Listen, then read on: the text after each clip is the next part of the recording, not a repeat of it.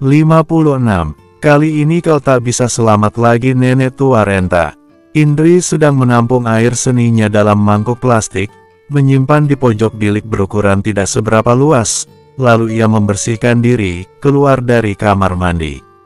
Abang hendak kemana? Tanyanya kala melihat sang suami sedang memanaskan motor mereka. Beli rokok sebentar, jawab Zulham. Indri mendekati sang suami, bergelayut manja di lengan berkaos panjang itu. Bang, besok kita ke pajak ya. Hari ini kan, Din nimbang getah. Ambil lebih banyak bagian untuk kita, soalnya aku ingin beli baju baru. Kemarin ku tengok si Winda banyak membeli pakaian, mana modelnya bagus-bagus lagi. Lagian, sekarang kita juga tak perlu membayar uang kontrakan, lebih enak menumpang gratisan di sini, makan pun ikut Din. Jadi, bisa punya banyak uang lebih, sambungnya seraya merayu, sesekali menggesekkan buah dadanya pada lengan Zulham. Zulham mengangguk. Ya, sekarang kau urus bentar emak. Suapi dia dengan sup yang tadi dibuat oleh Din. Senyum Indri begitu lebar, dia mengangguk, lalu melangkah mundur, membiarkan suaminya pergi. Pas betul waktunya, habislah kau ibu mertua jahanam. Salahmu sendiri, mengapa pakai acara cacat segala, buat aku jijik saja mengurusnya. Indri berjalan cepat kembali ke kamar mandi, mengambil mangkuk tadi, membawanya ke dalam kamar emak Inong. Minggir dikit kau. Tanpa perasaan sebelah tangannya mendorong badan ibu mertuanya, lalu menumpahkan air seni, membuat skenario seolah emak Inong ngompol. Kembali dirinya menarik paksa tubuh lemah itu, menduduki bagian basah. Netra emak Inong terbelalak, sekuat tenaga berusaha bergeser, kepalanya menggeleng lemah. Plak, tak usah banyak gaya, diam saja, atau kupukul lebih kuat lagi. Indri memukul paha wanita bersarung dan berbaju terusan. Selepasnya ia pergi ke dapur, menghidupkan tungku, memanaskan sup yang sudah dingin, tersenyum penuh kemenangan. Setelah ini, pasti Zulham akan tunduk lagi. Tinggal menyuruhnya merebut rumah nih, biar kami tak lagi memikirkan membayar uang kontrakan. Pikirannya sudah melayang jauh, setelah diusir oleh Nekblad. Dia dan sang suami mengontrak rumah warga, memilih membayar bulanan. Hubungan mereka dengan Nekblad pun mulai membaik lagi, walaupun wanita tua itu masih sesekali ketus. Indri mendengar suara motor suaminya. Cepat-cepat ia menarik kayu bakar, lalu menuang sup kentang dan wortel ke dalam mangkuk kaca, membawanya masuk dalam kamar emak Inong. Dasar cacat, bebal betul jadi orang. Umpatnya kala melihat emak Inong sudah bergeser jauh. Indri menyiram kuah panas ke lengannya, lalu menjerit sekencang-kencangnya. Abang tolong, ah panas, abang, biar. Mangkuk kaca itu ia banting sampai pecah menjadi beberapa bagian, derap langkah kaki terdengar nyaring. Emak Inong menangis tanpa suara, sekuat tenaga berusaha berbicara. Indri, Zulham masuk, suara napas memburu. Pandangan mata setajam silet. Indri maju, memeluk sang suami, menangis seraya merintih sakit. Abang, emak menampik mangkuk sup berkuah panas, berakhir tanganku melepuh. Hiks, sungguh diri ini tak lagi sanggup mengurusnya, aku hendak pulang saja ke rumah ibu. Teak, bukan.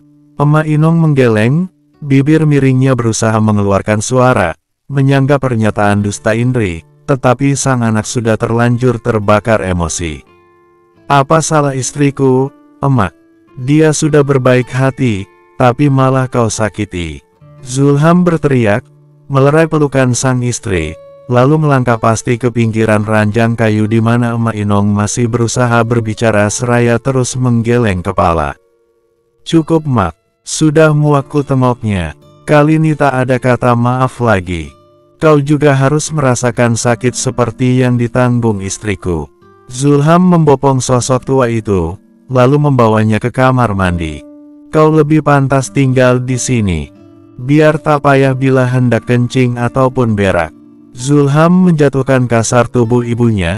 Tidak sampai di situ saja, Ia mengambil kayu di pojok kamar mandi, menggeser 2 lembar atap seng, agar sinar matahari bisa masuk.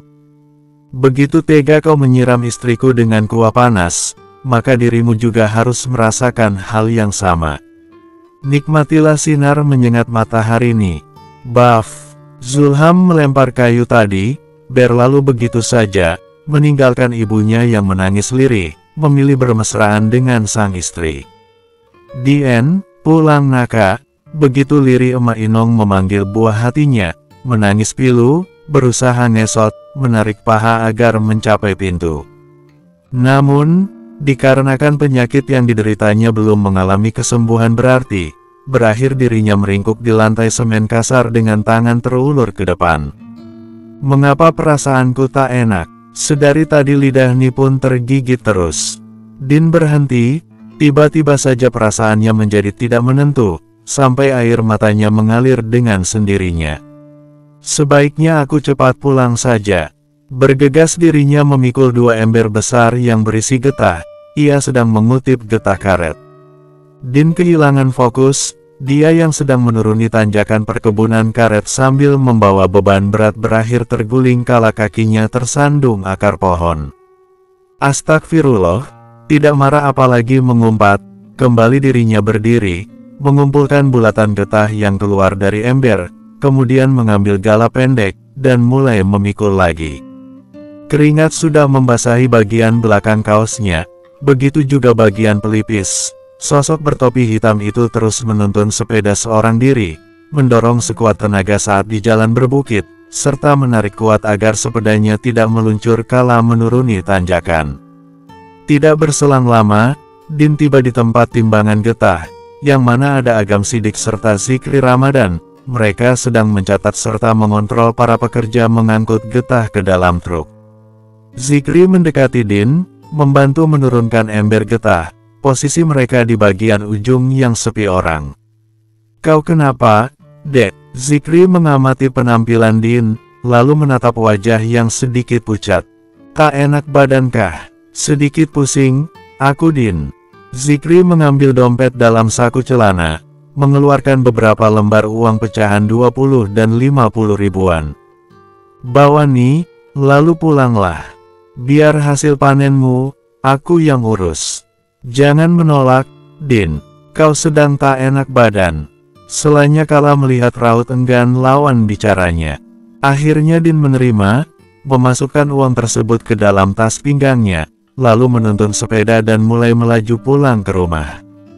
Pof Din. Hal yang paling kutunggu setelah menimbang getah ialah menghitung uang tersebut, lalu menyisihkan sedikit untuk membeli ikan laut kesukaan emak.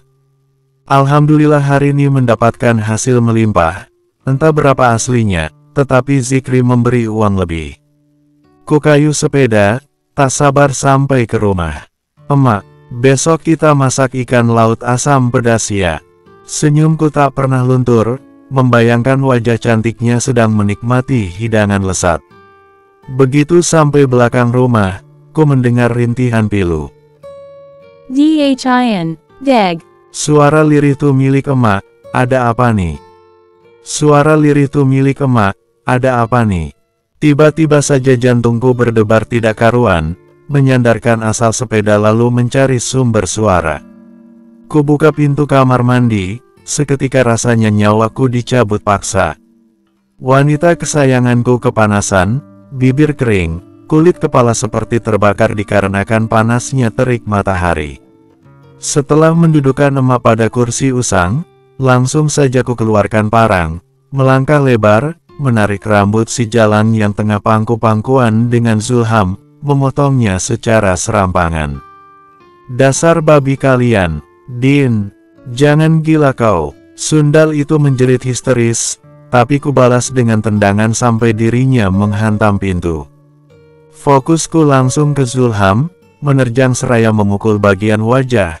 Kami bergulat, menyerang membabi buta, sampai nyaris saling membunuh. Cukup Din, hentikan, kau bisa membunuhnya. Pikirkan tentang emak, dia membutuhkanmu. Sahabatku, Nur Amala, berteriak mengingatkan. Pemuda desa dan Pak RT pun turun tangan, mereka membawa pergi Zulham. Asteris. Din, kau mau apa? Indri menatap horor pada sosok yang mengacungkan parang. Bersambung. 57. Wanita yang dulu pernah mengatakan bila tidak akan peduli pada manusia pemberi lukanya, meskipun mereka terluka bahkan mati sekalipun, kini membuktikan ucapannya. Din menatap tanpa berkedip, bagaimana sosok abang kandungnya dihajar oleh salah satu mantan preman kota kecamatan. Zulham dipukuli tanpa ampun, sampai dirinya tersungkur dan muntah darah. Cuma segininya pertahanan kau. Betul-betul lemah, CUIH. Pacik Leman meludah, lalu menyingkir dari sisi tubuh sang lawan yang semula menantangnya demi mendapatkan ganti rugi atas kekerasan yang dilakukan oleh Din. Kalian memang tak berperi kemanusiaan, membantai orang yang sudah lemah, bahkan nyaris membunuh suamiku. Semoga karma Tuhan cepat menghampiri, bahkan lebih pedih dari ini. Indri meraung, menatap Sangit, Din dan lainnya, lalu menghampiri sang suami, membantu berdiri dan menaikkan ke atas jok motor mereka. Lonte macam kau tuh tak layak bawa-bawa nama Tuhan, sadar dirilah wahai iblis betina. Din bersedekap tangan, hatinya masih meradang, tetapi lengannya dicengkeram erat oleh Amala. Indri mengikat kuat selendang di kepala, guna menutupi rambut panjang sebelah. Kemudian memacu motornya dengan Zulham duduk di belakang. Selepas kepergian dua manusia laknat itu, tiba-tiba ibunya Ayek datang, raut wajahnya penuh sesal. Din, ku hendak meminta maaf. Harusnya waktu memergoki betina gila tuh menjambak rambut emak kau, langsung ku mengadukan kepadamu. Din yang sudah berganti pakaian, dan ibunya pun telah dibawa ke rumah Wahyuni, menatap tajam netra lawan bicaranya. Kapan? Di mana, Kak? Nida menceritakan kronologinya. Waktu tuh pagi hari, kau telah pergi bekerja. Aku lewat belakang rumah nih, emak Inong duduk di kursi roda, ada Indri yang sedang menyuapinya. Tak jelas apa penyebabnya, betina tuh menarik kuat rambut emakmu sampai kepalanya mendongak. Sewaktu kutanya, katanya cuma bercanda dan hanya memijat, aku pun jadi ragu, lalu pergi begitu saja. Maaf ya Din. Amarah yang belum padam, kini berkobar lagi. Din berlari masuk ke dalam rumah, mengambil parang, mengikatkan pada pinggang, melangkah ke meja tungku, meraih kayu bakar yang ujungnya sudah berarang dan membawa serta korek api.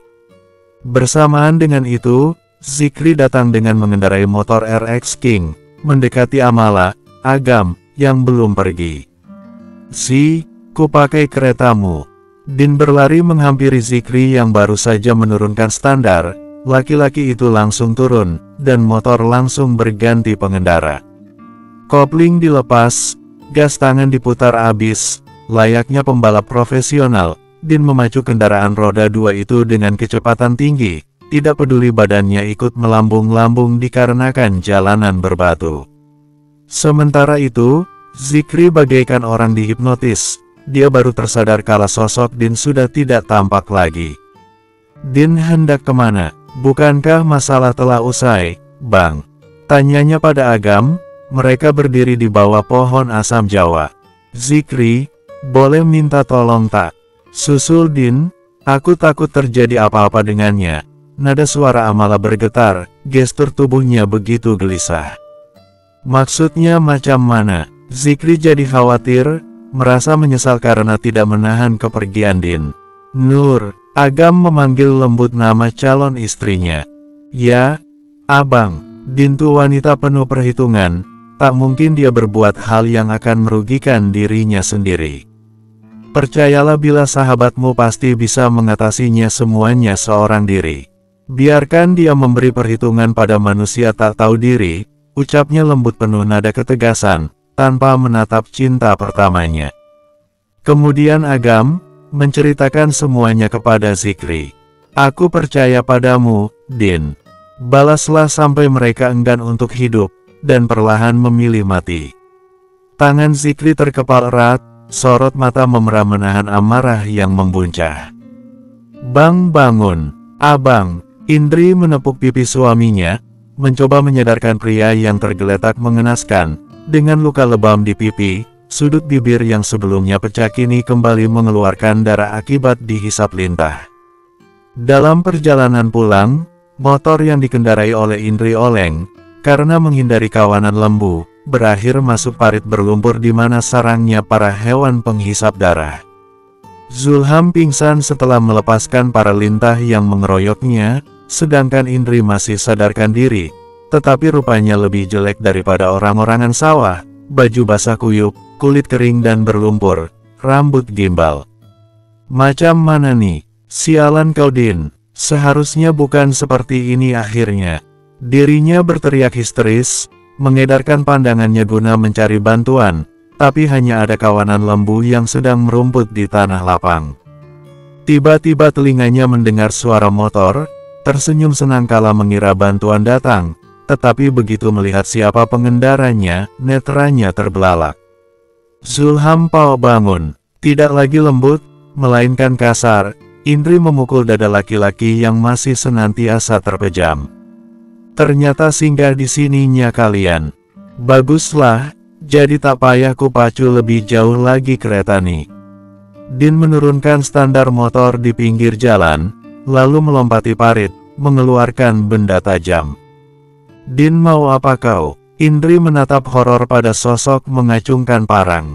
Mauku, cuma ingin merapikan potongan rambutmu. Tanpa basa-basi, Din menerjang Indri, sampai wanita itu terlentang, menduduki perut kakak iparnya. Ah, tolong, Indri berusaha melepaskan diri. Plak, plak, diamlah kau jahanam, mulut busukmu tak sepadan kala mengasari emakku. Kau rasakan ini Indri, jangan, tolong lepaskan Din, ini betulan sakit. Indri mencoba melepaskan tangan sang adik ipar yang menjambak rambutnya. Kau pantas mendapatkan nih. Din memotong habis rambut yang tinggal separuh, sampai Indri benar-benar botak. Selepasnya ia menyingkir dari badan Indri, netranya mencari hal lain, sampai melihat beberapa ekor lintah sedang merayap di antara rumput hijau. Tanpa jijik apalagi takut, dikumpulkannya hewan penghisap darah itu, lalu dibacok menjadi beberapa bagian sampai darahnya muncrat dikarenakan kekenyangan. Gila kau Din, Indri melotot, berusaha bangun, terseok-seok dia berjalan hendak melarikan diri, tetapi baru beberapa langkah tangannya sudah ditarik kasar, berakhir kembali terjatuh. Jangan Din, aku minta maaf. Mencoba mengiba, dengan wajah bersimbah air mata. Cuiha. Din meludahi potongan lintah yang digenggamnya, kaki tidak beralas itu menginjak perut Indri, kemudian dirinya membungkuk. Kau perlakukan emakku macam hewan, padahal dirinya tak berdaya. Lantas, masih pantaskah sundal seperti kau nih dikasih hati? Tentu saja tak, kau rasakan nih, sebelah tangan mencekik leher, satunya lagi membalurkan lintah ke wajah Indri. Huuk, uhuk. Cu garis bawah kup di garis bawah N. Indri meronta-ronta, lehernya begitu sakit, dia kesusahan bernapas, bau amis sangat menyengat hidung. Wanita yang kemarin masih berharap besar akan keharmonisan sebuah keluarga, kini menjelma menjadi sosok manusia tanpa hati nurani. Din terus membalurkan lintah di wajah sang kakak ipar, tangannya juga masih mencekik, sampai wajah yang tadi mendongak kini melemas. Indri pingsan. Barulah Din melepaskan wanita berhati iblis itu, menatap penuh benci. Dia beranjak meninggalkan Indri begitu saja, melangkah sampai tepat di samping tubuh Zulham, menendang bagian samping sosok yang masih pingsan. Baf, baf, makhluk keparat macam kau nih, seharusnya tak dilahirkan ke dunia. Setelah puas dirinya kembali melangkah, melompati parit, lalu menyeberang jalan, kemudian masuk parit semak, di mana motor Zulham tergeletak mengenaskan. Din menarik motor yang mesinnya masih hidup itu sampai berdiri, lalu mematikan mesin, mencabut anak kunci, membuka bagian jok, memutar penutup tangki bensin, mengambil kayu yang terselip di pinggang, membasahinya dengan bahan bakar. Manusia tamak macam kalian memang tak bisa dikasih hati, lebih baik langsung disumpal empedu. Din membacok bagian jok motor, sampai busanya menyembul keluar, lalu menghidupkan korek api, membakar ujung kayu. Api begitu cepat membakar jok motor, merambat ke bagian lainnya. Din menjauh dari sana, bersedekap tangan menatap tajam bagaimana api melahap motor kesayangan sang abang. Asteris, Fikar, ini kau nak. Setelah sekian lama, akhirnya kau pulang juga. Bersambung, 58. Nyala api membumbung tinggi, tidak hanya membakar sebuah motor, tetapi juga tumbuhan semak belukar. Din masih berdiri pada posisinya, jidat basah membasahi pipi, sedikitpun tidak bersuara, tetapi air mata yang langsung berbicara, mengungkapkan segala rasa sesak di dada. Deru mesin mobil terdengar nyaring, tetapi wanita itu enggan menoleh melihat siapa gerangan si pengemudi. Zikri, Agam Sidik, dua orang pemuda, dan Pak RT yang tadi menjadi saksi, serta Pak Cikleman, turun dari mobil, mereka mendekati Din. Din, panggil Zikri lembut, yang ditanggapi dengan anggukan kecil. Pulanglah, biar kami yang urus sisanya, katanya parau. Sebelum menoleh, terlebih dahulu menghapus jejak air mata. Terima kasih, ucapnya begitu lirih, mengangguk pelan, lalu melangkah menuju motornya Zikri. Kemudian Din kembali memacu kendaraan beroda dua, tujuannya bukan pulang ke rumah, melainkan singgah di tempat peristirahatan terakhir sang ayah. Sosok tidak mengenakan alas, tangan kotor, wajah sembab itu memasuki area pemakaman, menjatuhkan diri tepat di samping gundukan tanah dengan batu nisan bertuliskan nama, Syamsul. Hiks. Din meraung, memeluk gundukan tanah, tangannya memukul-mukul. Sakit ayah, sangat sakit, adunya pilu, menggenggam gumpalan tanah, merubah posisi berbaring menyamping dengan merentangkan sebelah tangannya. Zulham, memperlakukan istrimu layaknya binatang. Padahal aku begitu menjaga lisan apalagi gerakan jangan sampai menyakiti wanita kesayanganmu tuh, tapi dia begitu tega berbuat keji. Seandainya saja tak ada emak, pasti sudah kubunuh si laknat tuh. Din tergugu, bahunya bergetar hebat. Ayah izinkan Putri Muni menuntut balas, menyakiti ibu kandungmu sampai dirinya nyaris tak bernapas. Sudah muak kali diri nih. Maaf. Tapi tetap Din akan melakukan apa yang sudah direncanakan jauh-jauh hari. Din kembali duduk, tangannya bergetar kala mengelus tulisan nama ayahnya. Tak peduli ayah suka ataupun tidak, Din akan tetap menguak satu persatu kebusukan mereka, lalu mempermalukan di hadapan halayak ramai. Sampai mereka meminta maaf, bersimpuh di kaki emak, baru Din berhenti garis bawah. Tentu saja harus merasakan dulu apa itu neraka dunia, tak berharta dan tak lagi bertahta, baru hati ini puas. Sambungnya menggebu-gebu. Sementara di kediaman Neckblade, tengah terjadi kehebohan besar, para tetangga yang sudah pulang dari ladang, berbaris berdiri di pagar bambu halaman, layaknya menonton pertunjukan gratis. Mobil pickup yang dikendarai oleh Zikri, sudah terparkir sempurna. Pak Cikleman dan lainnya baru saja mengangkut tubuh Zulham, dan kini menurunkan si Indri. Bidan desa pun sudah dipanggil untuk memeriksa dua orang yang masih belum sadarkan diri. Mengapa rupa mereka sangat mengenaskan? Apa yang telah terjadi? Neckblade histeris, tidak berkesudahan bertanya seraya menggenggam tangan sang cucu. Pak RT yang maju untuk menerangkan, mereka duduk di ruang tamu, sedangkan Zulham dan Indri terbaring di pojokan. Zulham dan Indri, kedapatan telah menyiksa Emak Inong. Kami semua yang di sini menjadi saksinya, ucapnya tegas. Tak mungkin, kalaupun iya, pasti si Inong duluan yang memancing emosi Zulham, sanggah Neckblade. Macam mana orang tak berdaya, bisa membuat perkara. Bahkan untuk berbicara saja memerlukan tenaga dalam. Lucu sangat dirimu, Buk. Andai itu terjadi padamu, apa masih bisa ucap tak masuk akal seperti itu?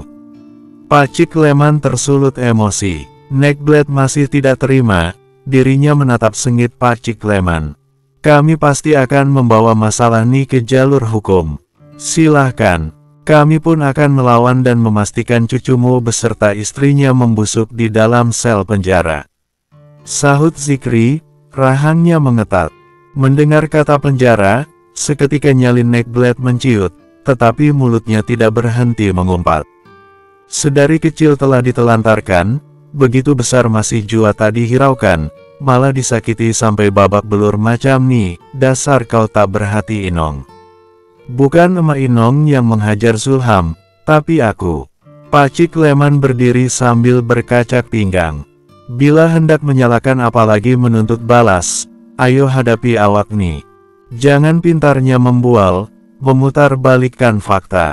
Bukankah pihak kalian yang merebut si Zulham dari tangan ibunya? Menanamkan hal buruk sampai dia menjadi anak durhaka.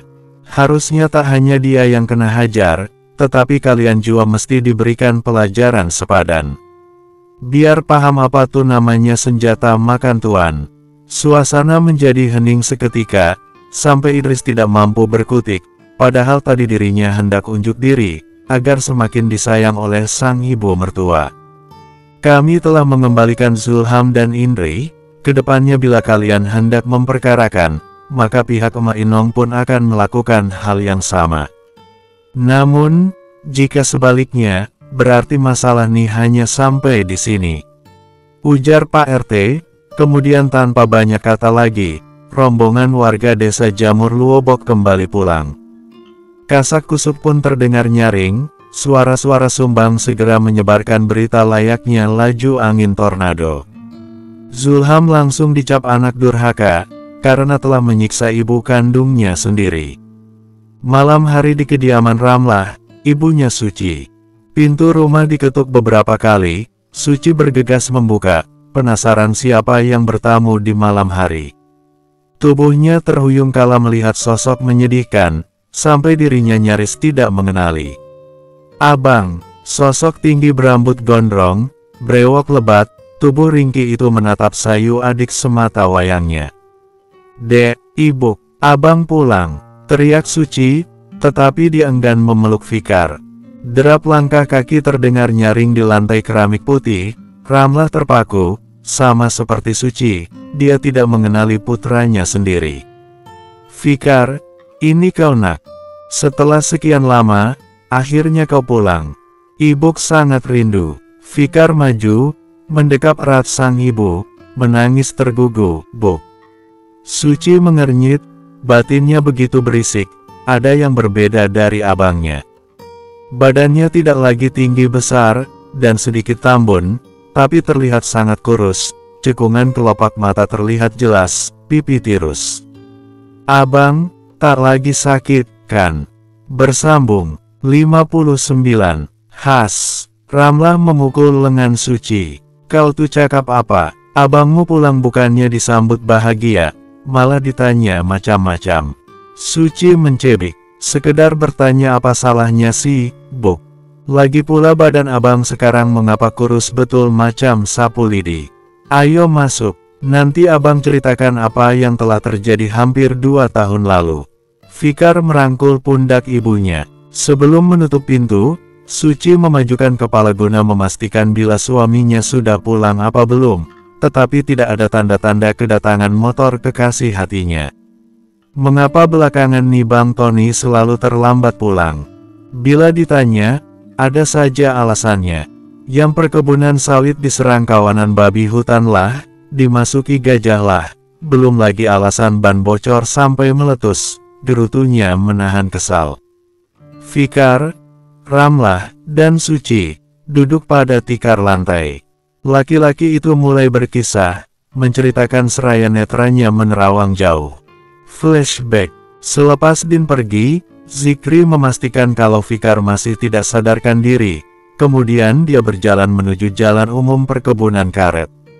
Tidak seberapa lama, terlihat motor bakul sayur yang dikendarai oleh Pak Leman.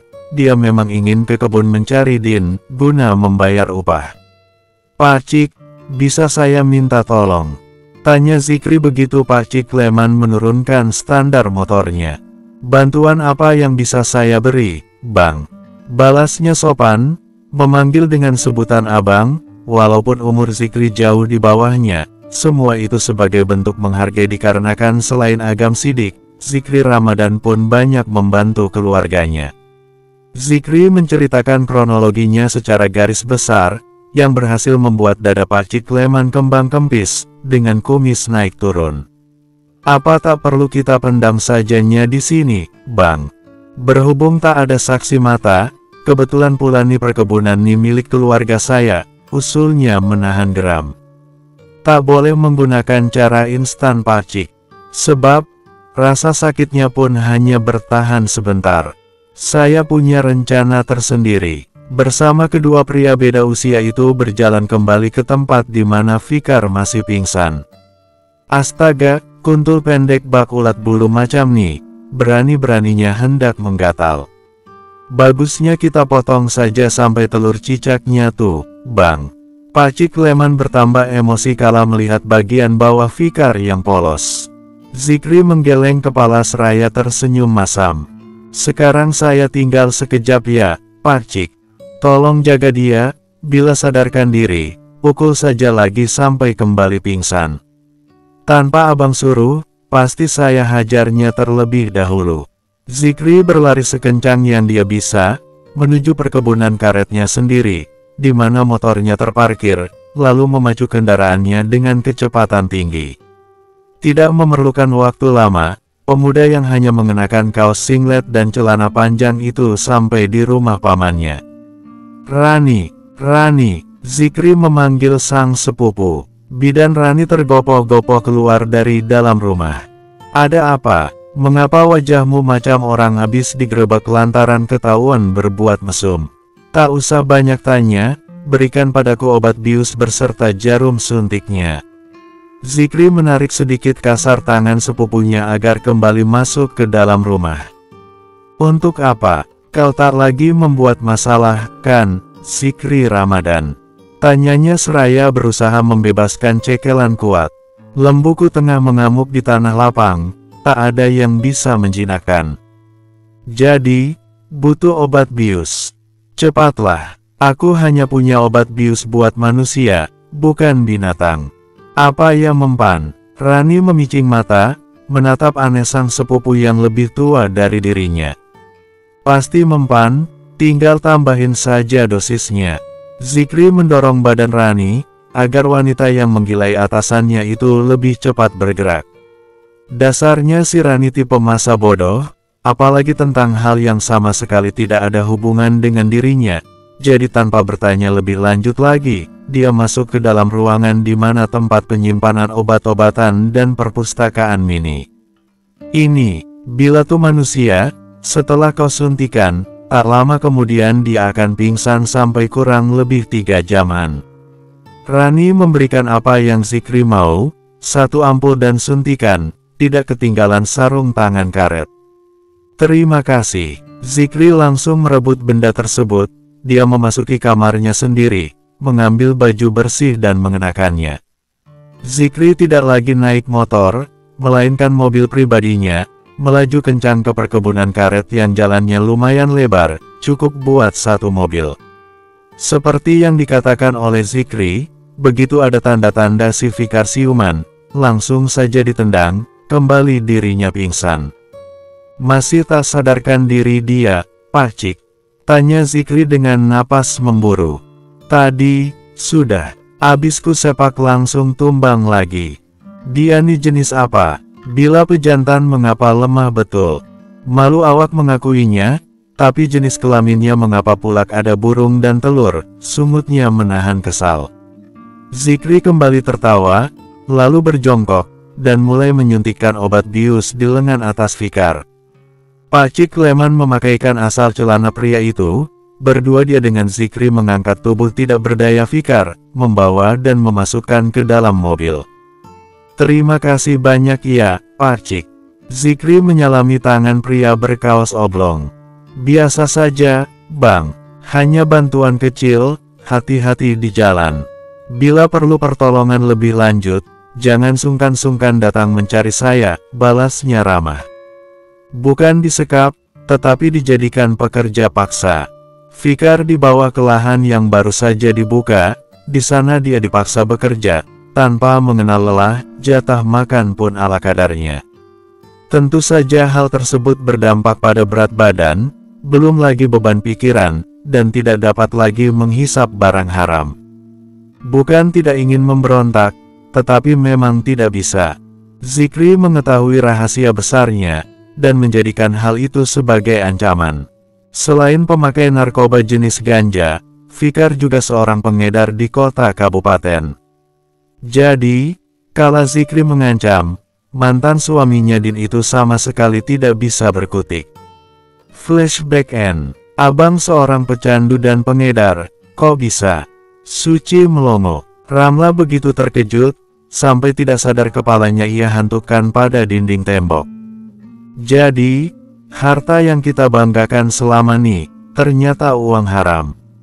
Iya macam tuh, Fikar. Yang ditanya hanya bisa mengangguk lemah, dengan raut wajah pasrah. Lantas mengapa Zikri melepaskan abang? Pastinya punya tujuan tersendiri, tak mungkin berbaik hati, tutur Suci, setelah bisa mengatasi rasa terkejutnya. Nya menginginkan abang segera menceraikan Din secara negara. Bila tak, maka penjaralah tujuannya. Sebetulnya apa hubungan Din dengan si Zikri? Mengapanya begitu gigih dalam melindungi? Ramla bertanya setelah tidak berhasil menemukan jawaban sendiri. Jadi pecunnya lah, Buk. Apalagi rupanya, sungut Suci. Maksud kau seorang pelacur, titik. Sepertinya tak lama lagi kalian akan mendapatkan hidangan lebih lezat dari ini. Seseorang tengah memberikan makanan kepada 4 ekor kalajengking. Bersambung, 60. Maksud kau pelacur? Iya, Buk. Kalau tak, manalah mungkin. Orang waras mana yang mau membantu begitu gilanya bila tidak memiliki hubungan gelap? Apalagi di zaman sekarang, mana ada pertolongan gratis tanpa mengharapkan imbalan, tutur Suci menggebu-gebu. Ramlah dan Fikar manggut-manggut, perkataan Suci sangat masuk akal. Sebaiknya abang cepat urus surat cerai, jangan sampai Zikri naik pitam, bisa habis keluarga nih nanti. Meskipun kelihatan biasa saja, tapi dia dari kalangan atas dan bukan dari keluarga sembarangan. Apalagi pihak almarhum ibunya, hampir rata orang-orang kesehatan, bahkan pemilik rumah sakit. Suci kembali memberi usulan. Apa yang adikmu cakap tuh, benar adanya. Kau bergegaslah urus sampai akte cerai dalam genggaman. Ramlah menepuk pelan paha sang anak. Baik, Buk. Tapi, buku nikahnya hilang entah kemana. Apa mungkin dibawa oleh Dinya? Tanya Fikar. Mengapa kau ceroboh betul, Fikar? Kalau macam nih, bagaimana kita bisa bergerak cepat? Ramlah menatap jengah sang putra. Pembahasan itu terhenti kala terdengar suara deru mesin motor milik Tony. Tidak lama kemudian sosoknya pun memasuki rumah ibu mertuanya. Suaminya Suci itu begitu terkejut melihat abang iparnya, sampai langkahnya terpaku. Mengapanya pulang? Bisa gawat kalau sampai aku ketahuan main serong dengan Winda. Sialan, kau kenapa? Macam heran betul melihatku, apa ada buat salah dirimu? Hardik Fikar, menatap penuh selidik. Tony langsung menggeleng, memperbaiki mimik wajahnya menjadi ramah. Tak, Bang, hanya sedikit terkejut saja. Kemudian Tony menyalami Fikar, mengajak mengobrol, padahal aslinya hatinya tengah dongkol. Bila ada pepatah yang mengatakan, akan ada pelangi setelah hujan badai, hal itu benar adanya. Sosok wanita yang sebelumnya terluka parah jiwa dan perasaannya, bahkan nyaris menjadi seorang kriminal, kini sedang diberikan hadiah begitu luar biasa dari para sahabatnya. Kalian tak bercanda, kan? Apa betul yang tadi diucapkan oleh Jeng Nina? Dia bersedia mengajariku merias, membantu Dirini menjadi seorang dukun mantan. Din menangis, suaranya serak dengan kalimat terbata-bata. Nur Amala, Wahyuni, Mutia, serempak menggeleng. Mereka saat ini berada di dalam kamar pengantin Mala, yang esok hari akan dipersunting oleh Agam Sidik. Hadiah kecil nih, memang sudah kami persiapkan jauh-jauh hari, Din. Kau lebih dari pantas mendapatkannya. Dirimu tuh berbakat, pasti tak perlu waktu lama akan menjadi perias profesional. Wahyuni memeluk sosok yang masih terduduk di pinggir ranjang baru. Din, kepakkanlah sayapmu selebar mungkin, lalu terbanglah menggapai impian, jangan ragu, maju terus sampai sukses tuh kau genggam. Tak apabila terlatih, asal jangan sampai terhenti. Amala pun ikut memeluk Din dan juga Wahyuni. Anggap saja pemberian Tiani sebagai bentuk investasi. Bila nanti Kak Din berhasil dan jadi ahli, kan tak payah awak mencari seorang perias bila hendak datang ke hajatan orang gedongan. Pun, sudah pasti gratis. Oh, senangnya hati nih, celetuk calon ibu muda itu, yang kini tengah hamil besar. Serentak Din dan lainnya saling melerai pelukan, lalu menatap tajam Mutia sambil menggeleng kepala. Kau tuh memang si perusak suasana, Tia. Bersama mereka tertawa, saling memeluk, sambil sesekali menghapus air mata di pipi. Aku juga punya kejutan buat kalian, Din berujar. Dia duduk di ujung ranjang dekat pintu masuk, semua mata tertuju padanya dengan ekspresi penasaran. Cepat katakan, jangan sampai Tia mendadak beranak di sini, karena nyaris mati penasaran. Mutia mencubit pelan paha Din. Alasan basi. Bila sudah waktunya, tanpa diapa-apain, akan beranak dengan sendirinya juga kau tuh, cibir Din. Jangan salah loh, Kak. Banyak tuh kejadian, wanita melahirkan lebih cepat dikarenakan stres berkepanjangan, hal-hal tak terduga, bahkan karena terkejut langsung beranak mendadak pun ada, sanggah Mutia. Kalau macam tuh ceritanya, kau suruh saja si Ayek membanting petasannya. Biar langsung keluar bayimu, balas Din. Wahyuni dan Amala hanya bisa menggeleng kepala. Din dan Mutia memang tidak seharusnya digabung dalam satu ruangan.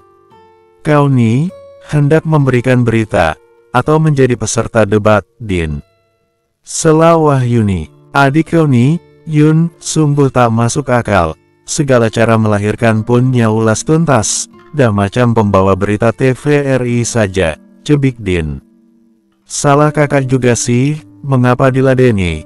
Kan mulut baik nih jadi terbawa arus sampai Sabang ke Merauke.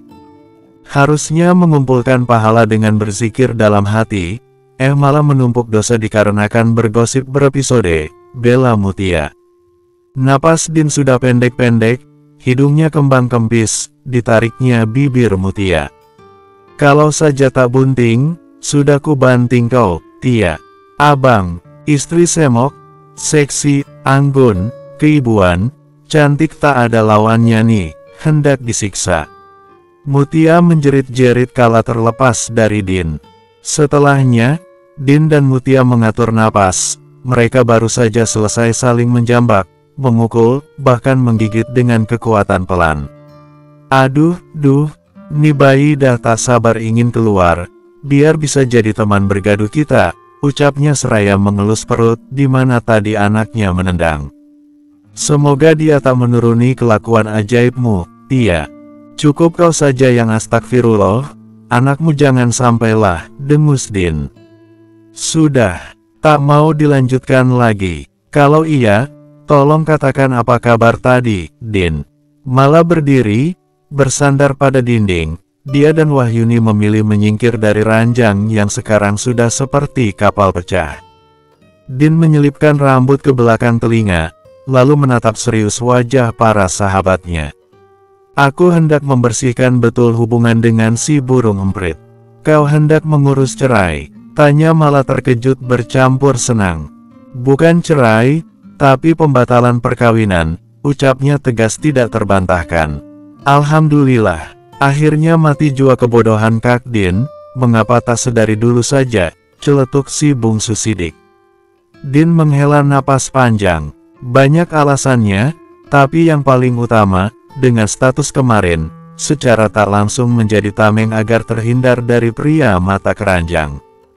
Biar nekblet titisan Firaun, tak menyibukkan diri mencarikan jodoh lagi, aku pribadi tak masalah, bisa melawannya. Namun, kasihan emak yang pasti bertambah beban pikirannya garis bawah. Terus, tak payah repot-repot membalas mulut kurang ajar orang yang bertanya, kapan nikah lagi? Jangan sampai keburu tua loh, nanti susah punya bayi. Sudah janda, tapi banyak gaya, pakai acara pilih-pilih segala. Pasti masih banyak lagi cibiran sana-sini, makanya aku memilih enggan mengurus cerai, sambung Din, dan sahabatnya mengangguk mengerti. Sepertinya tak lama lagi kalian akan mendapatkan hidangan lebih lezat dari ini.